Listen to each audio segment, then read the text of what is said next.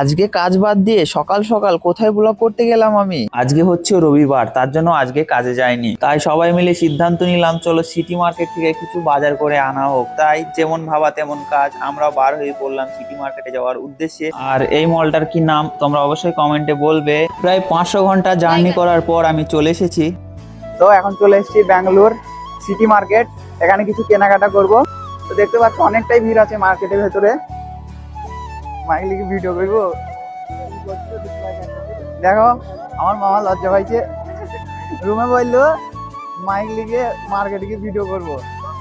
আর এখানে ভয় পেয়ে কি হবে, কেউ চেনে না এখানে।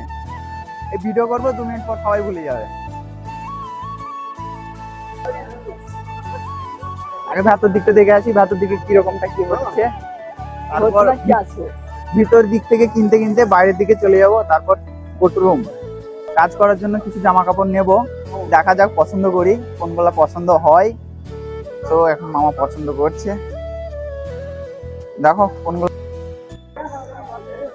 দেখতে পাচ্ছ। জামা পছন্দ হলে আরো নেব।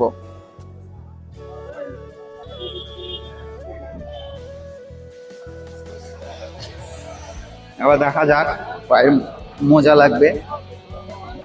চলো ভিডিও আর বেশি বড় করবো না, দেখা হচ্ছে পার্ট 2 এ। সেখানে দেখাবো তোমাদের সবজি মার্কেটটা ভালোভাবে ঘুরিয়ে।